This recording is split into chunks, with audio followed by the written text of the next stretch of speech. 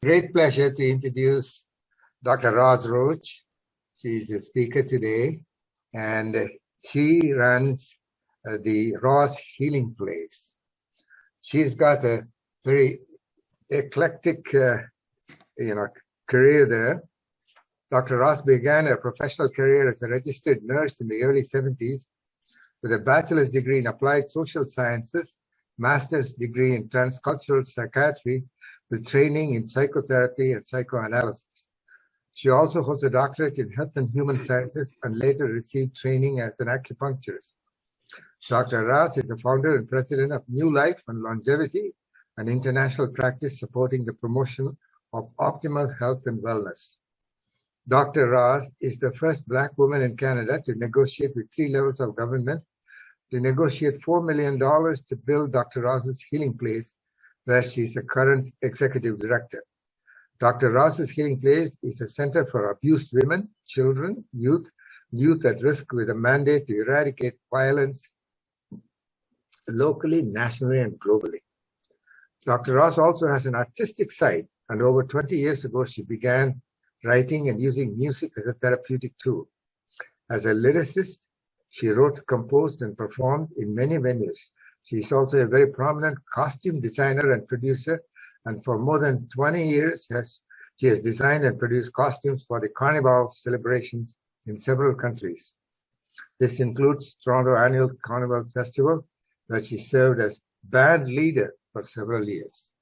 So now she's going to tell us about the Roz's Healing Place and how it operates and all the nuances of this organization.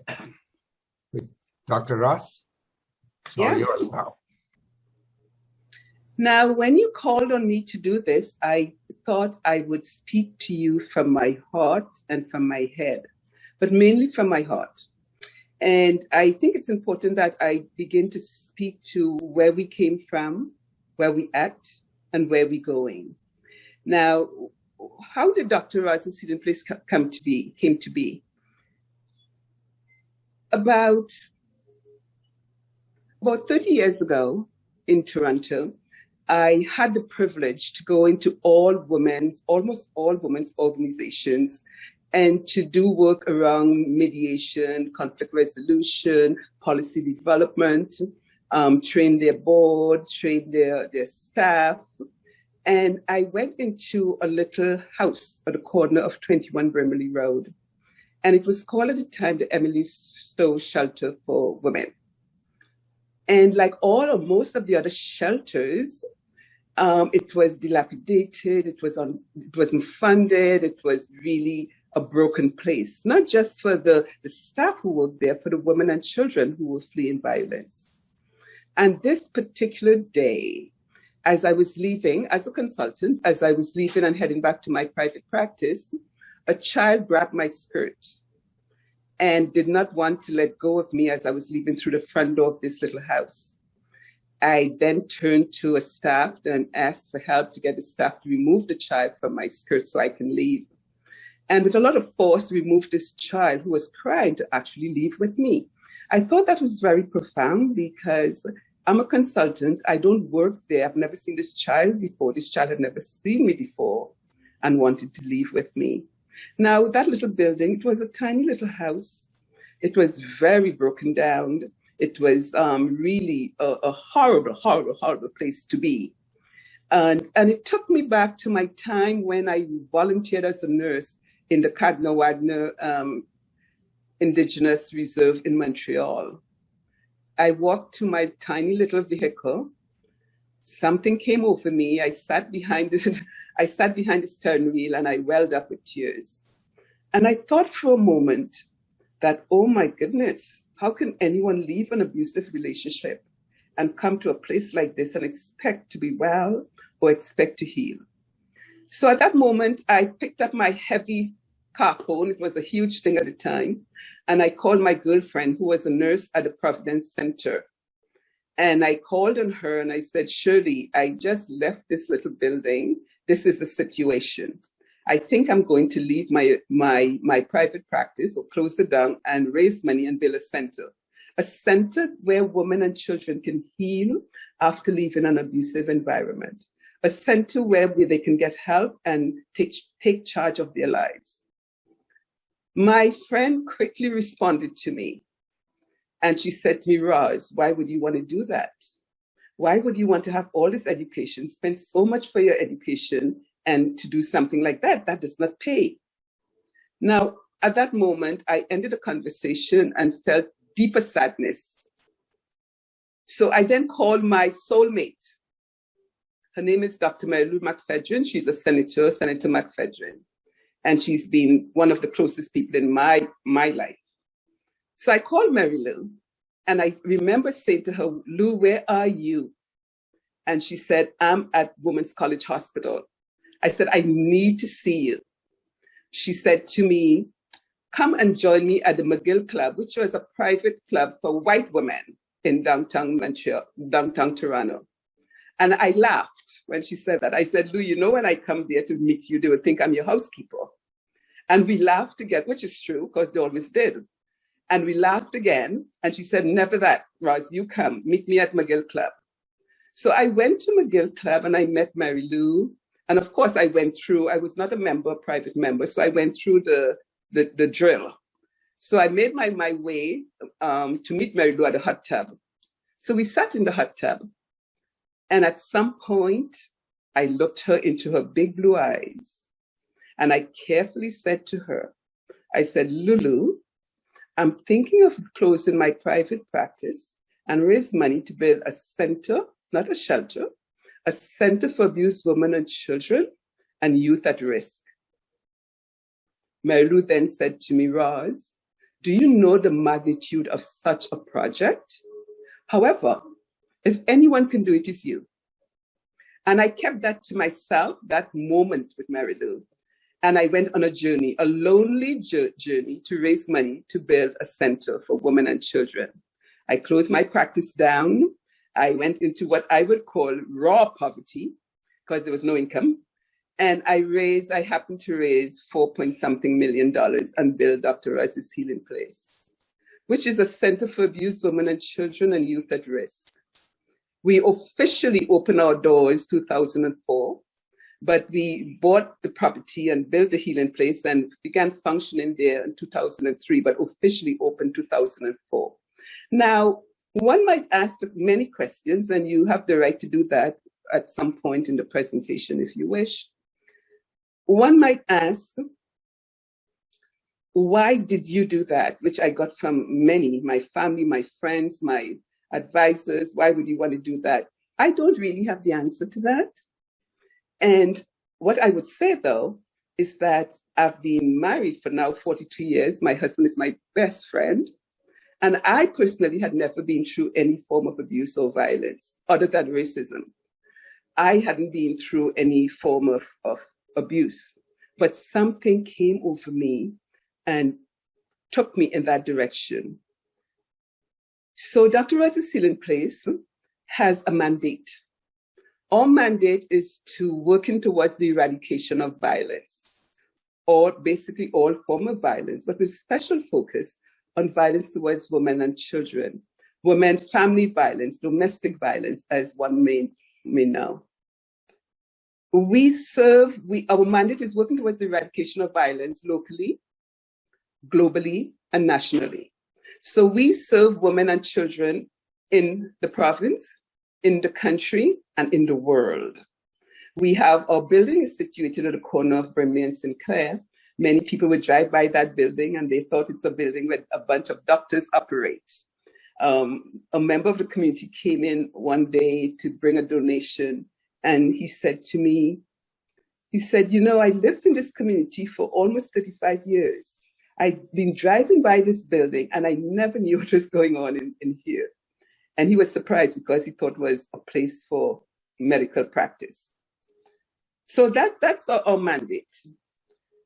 Now, there is there is so much to say about what goes on in that building, in the community, in the province, in the country, and in the world.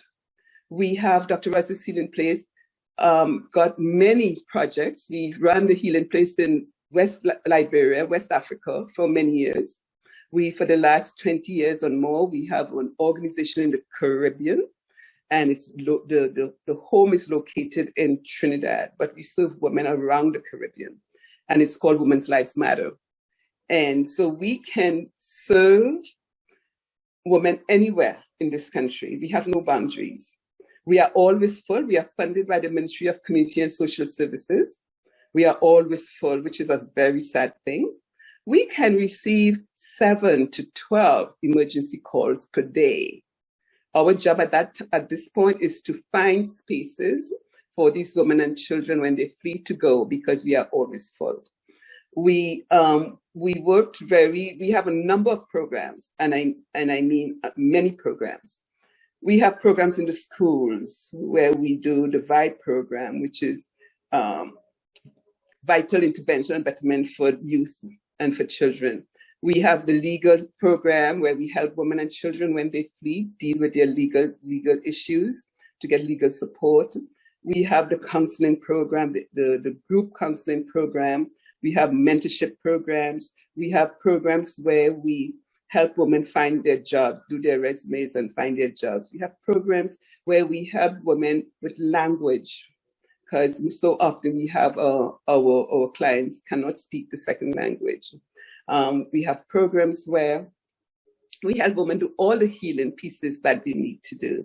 And healing for us can mean many things. It can be from the breathing to the yoga, to the dance, to the dance group, to the art therapy. Our children's programs are really vast. We have over 200-300 partners in the community and across.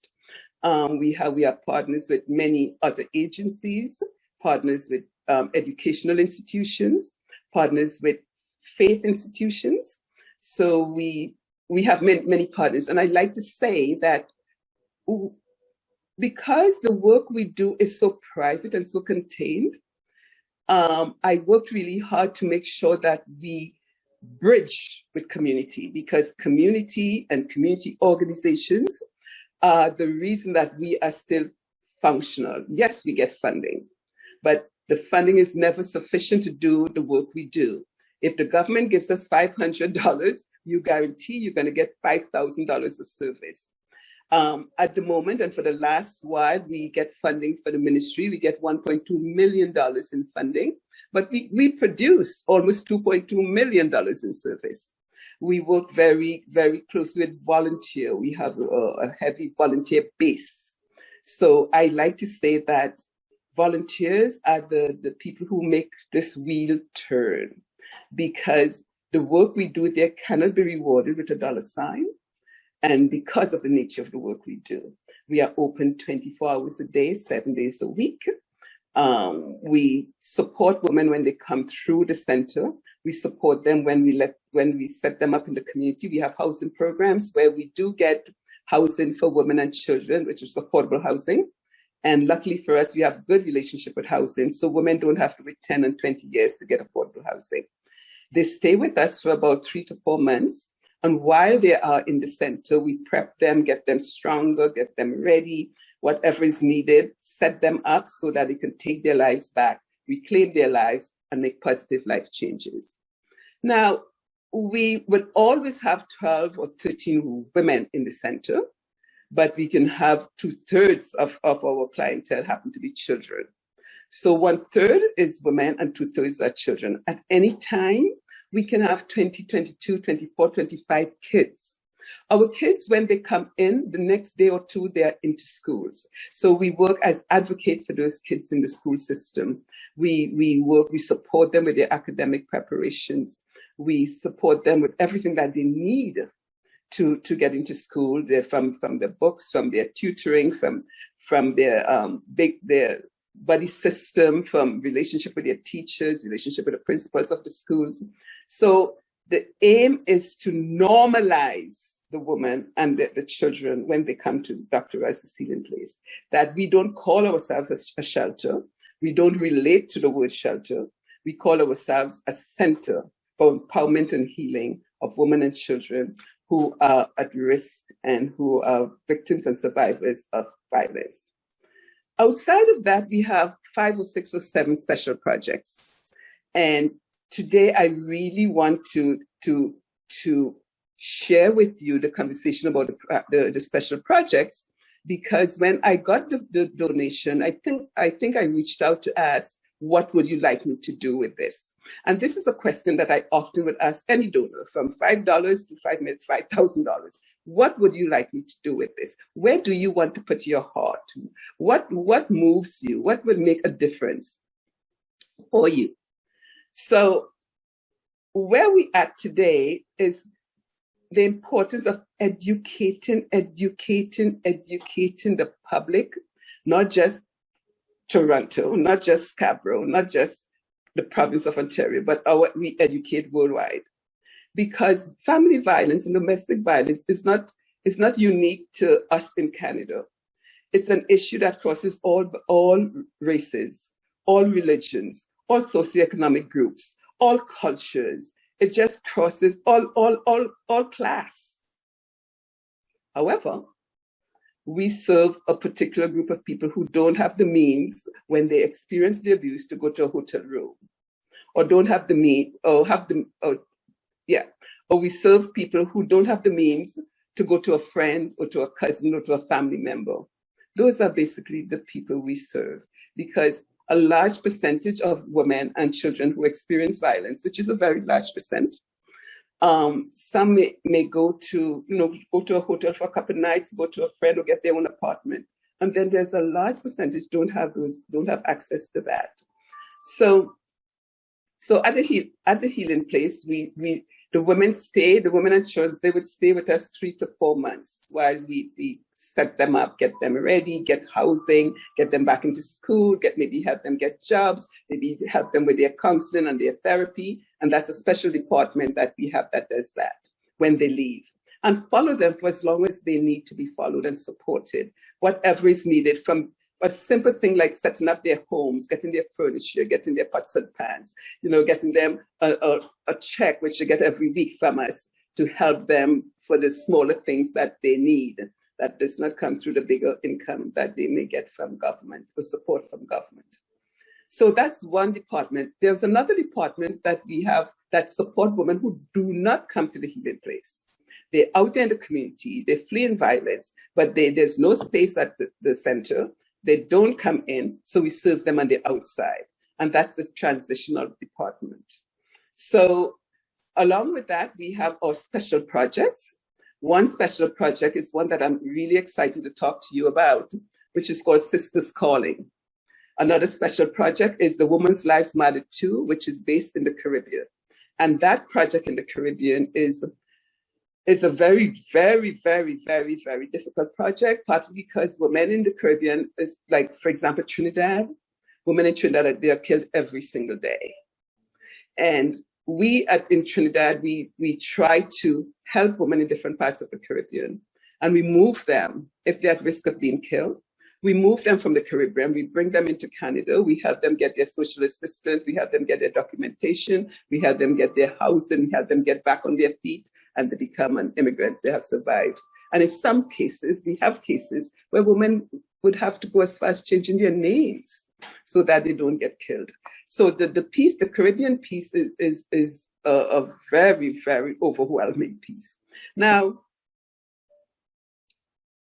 the work we do at the Healing Place is what I call service. And I say to my staff and my colleagues all the time, this is not work.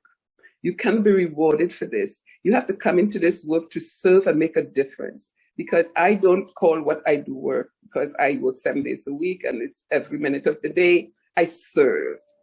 And it's a different expectation when you serve to when you go to work. It's two very different things for me.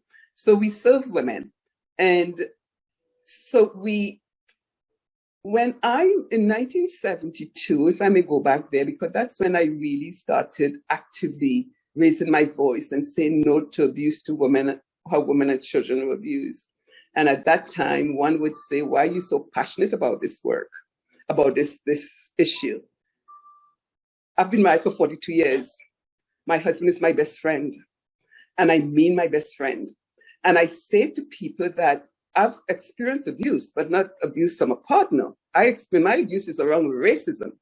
And that's another form of violence for us. That's the abuse that I experienced from a child growing up in Trinidad and living in Montreal and living in this world that I live in. So that's my abuse, which I have developed healthy coping mechanisms. But the abuse that comes in the center where we serve, it's not only a punch in the face or broken nose or broken arm. It's the emotional abuse that would last for a long time. Is the spiritual abuse. Is the financial abuse.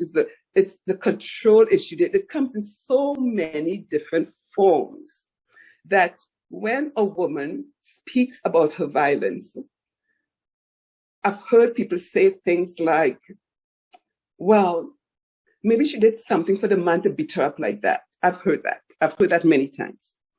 I've heard people say things like, okay, so you call her stupid and fat and ugly. What's so wrong with that? Yes, she is stupid, fat and ugly. I hear these things. And those are the abuse, the different forms of abuse that women go through. Now, in the 70s, when I first began doing this work, it was reported, it was documented that 1 in 4 women was experiencing abuse or violence. That's 1971, 72 in the early days. Then about 20 years later, it was documented that 1 in 3 women experienced abuse. Today, it is documented 2 in 3 women experience abuse. And I would comfortably tell you, working with thousands and thousands of women for all these years, as a nurse, as a doctor, as a therapist, as whatever form I practiced at the time, I am still waiting to see or find a number of women who talk to me and I don't pick up a form of abuse. I mentioned earlier, you read that I'm a costume designer, I'm a street dancer. I like carnival, I design, I dance, I go everywhere to dance, which is my form of therapy. And I make costumes. And there is a festival in Toronto and in the Caribbean and all around the world, which is called Carnival, which is one of my therapy. And I'm speaking to a dear friend of mine one day, and I said to her, I said, come and play Caribana with us. Come and play with me. Come and join my group. Come and join my troupe. And she said to me, are you crazy? My husband would never let me go out in Caribana because he don't want another man to watch me. And I had to breathe. And I said, what do you mean? She said, if another man watched me, my husband will cuss the shit out of me. Those were her words. That is abuse. So I was not ready to give her the long lecture, but I knew I had to find the time to lovingly sit her down and said, let's call her Jane. Jane, that's a control issue. Your husband is out there drinking and dancing and gyrating on every woman he sees. And you are not going to do that. You are just going to have a fantasy day of look pretty and dance and be with your group.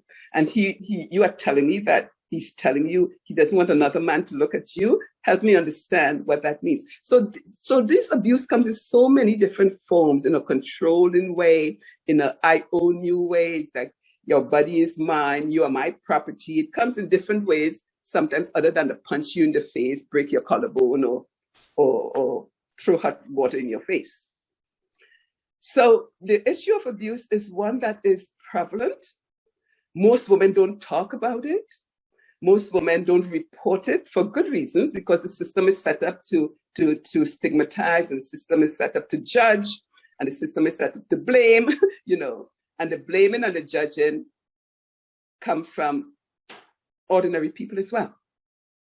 So Dr. Roz's Healing Place is now at a place where we have done so much work. We serve almost 500-600 women per year and over 2,000 kids per year, which includes kids in the community, kids in the schools, kids who are fleeing violence with their moms. Because most mothers, when they leave the abusive situation, they grab their kids with them. And when they grab their kids with them, it becomes another issue that they have to deal with, which is often the CES interventions and the threat, the woman feeling insecure and helpless and worthless and powerless and hopeless and sad. And it's a long, long piece. So So we have so recently, I felt that I have spent 40 years of traveling the world using overheads and flyers and brochures and handouts and seminars and therapy, helping to change this problem.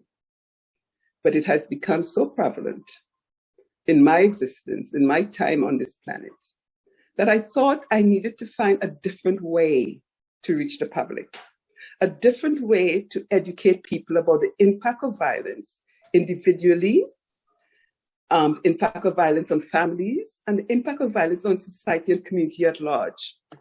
So I went to the other side of my strength, which is a side that I like to go to, which is music and dance.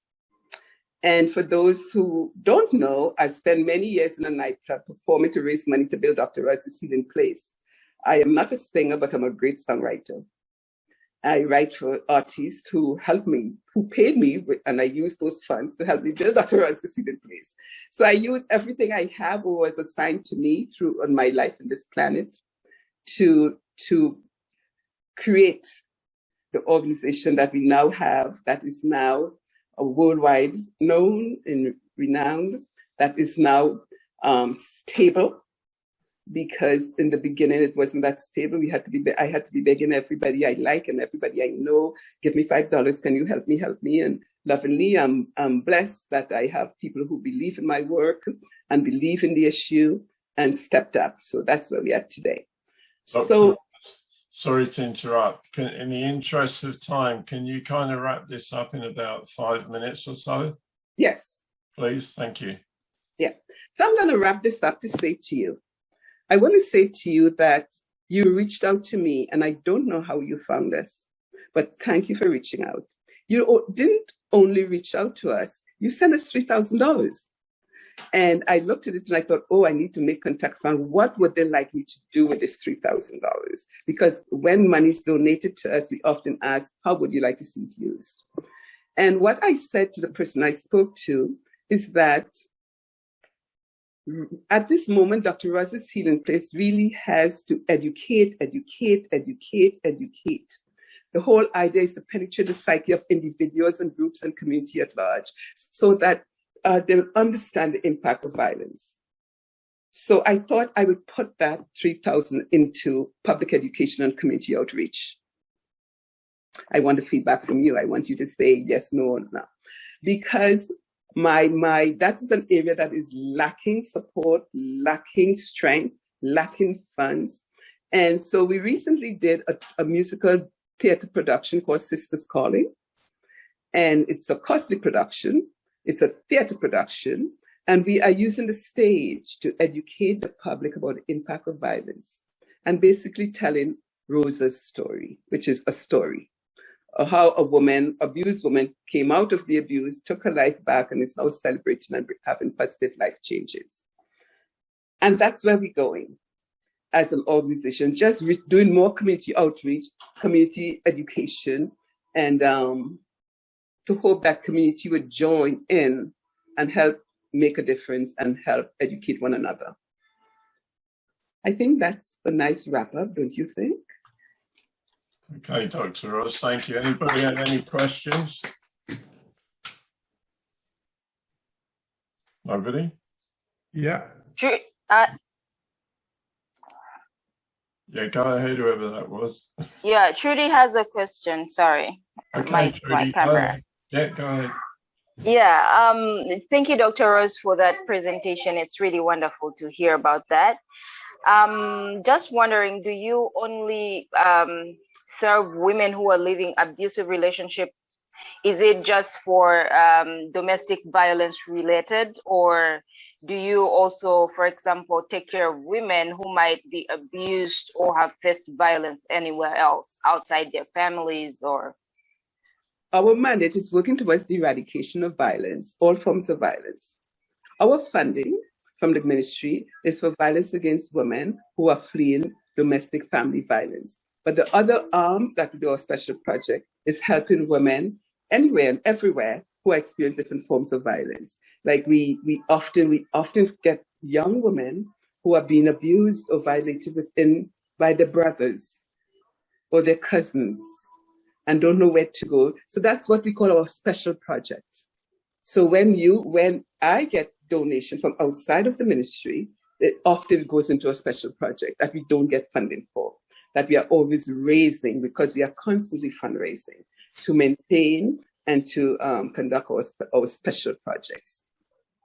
Okay. And do your clients just walk in? Do you get referrals, or how does that happen? Okay. We get our clients from the police, from the hospital, from the schools, from CAS, from a phone call, from a word of mouth. Okay. A lot of our clients come from the police because of intervention after, and a lot of our clients come from the hospitals. We have severe cases. Thank you so much. Basil? Yeah. Dr. Roz, I take it that you're from Trinidad. Yes, I'm a to the bone. I grew up in a culture where women would typically say, if he's not beating me, I have to find out who else he's beaten. It's awful. And the Calypsonians sing like that too. Are you from Trinidad?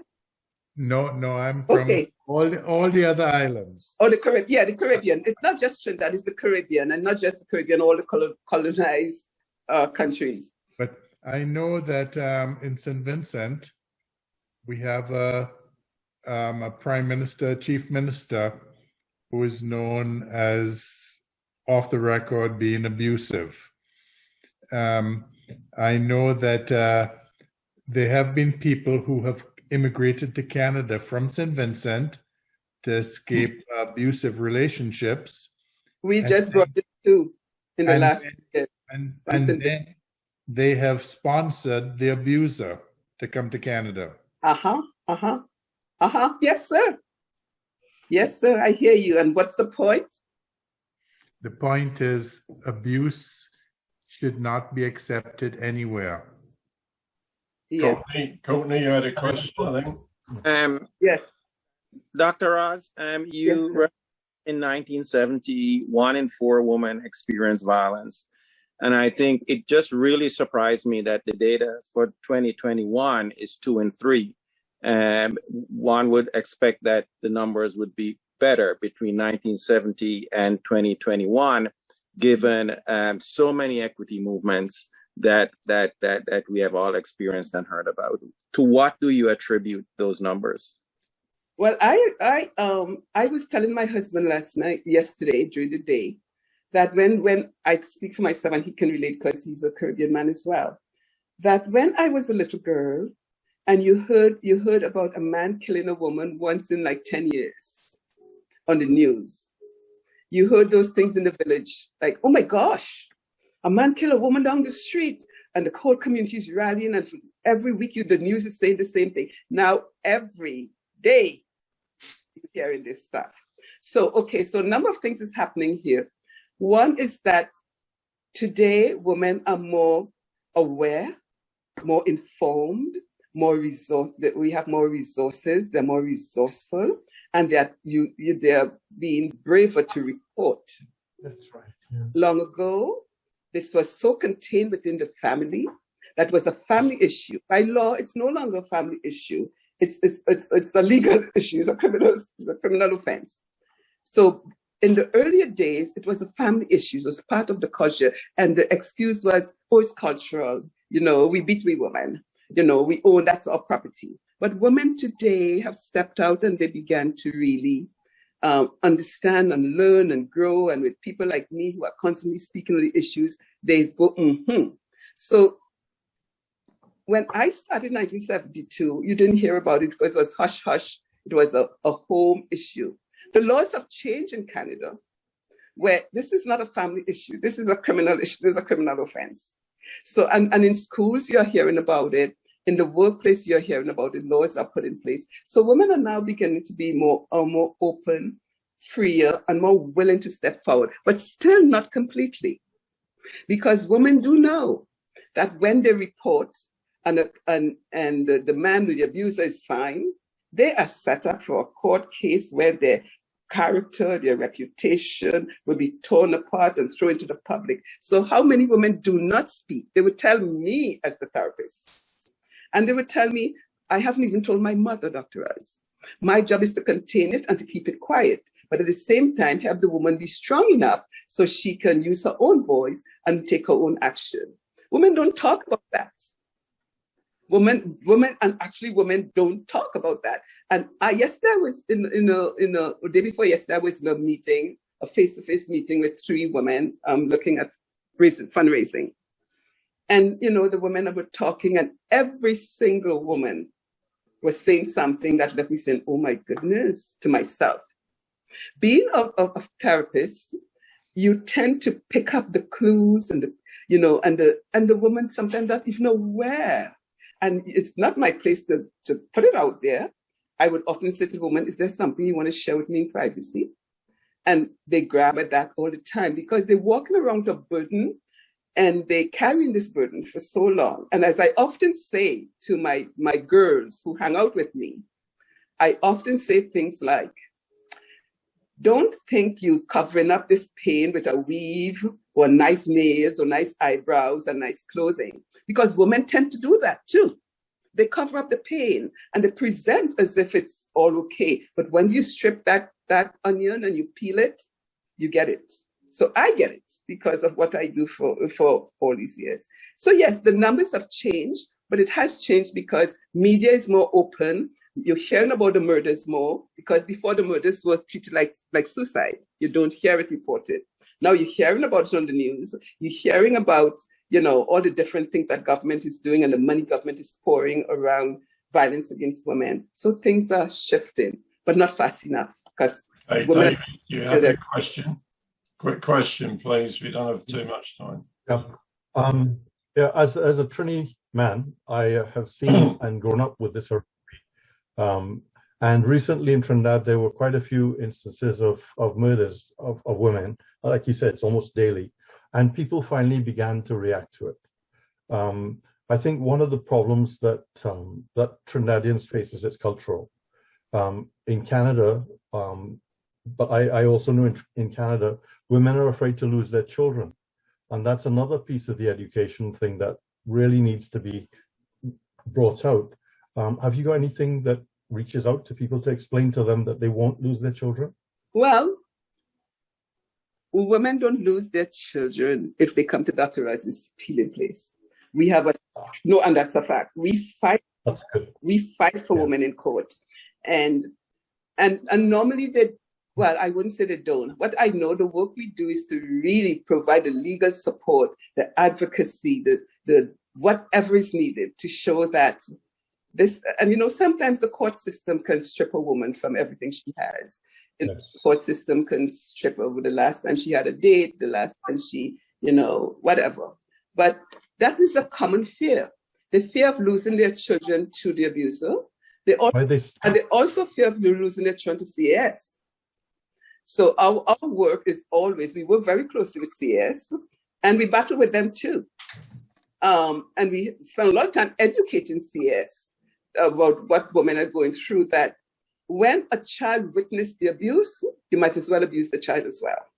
Mm. So when the father says, well, I beat the woman, but I don't beat the children, the kids are crying, don't beat mommy, daddy, please stop, can't sleep at night, covering their head, locking themselves in the bathroom, peeing on themselves, smearing the walls with feces. That is you're destroying your child. So don't assume that you're going to do the violence. Your child is going to see it and hear it, and it will be fine. It's just the woman you're killing off.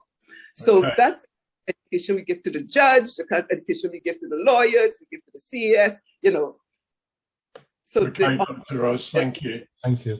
Danny Randing, can you formally thank Dr. Roz, please?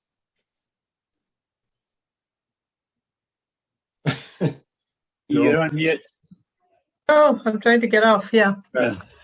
Dr. Roz, your passion for this world that you're in is it's insurmountable. I mean, like, you are so passionate about it, and I could feel it in my heart, what you're doing and the difference you're making in the world. And we're so happy that we are part of this. And we're happy that you're able to come and tell us about the work that you're doing. I want to say thank you very much on behalf of the club for coming and educate us on violence and what's happening out there with women and children and what is being done. And so on behalf of the Rotary Club of North Scarborough, thank you very much. Thank you. I'm happy for the opportunity to do this.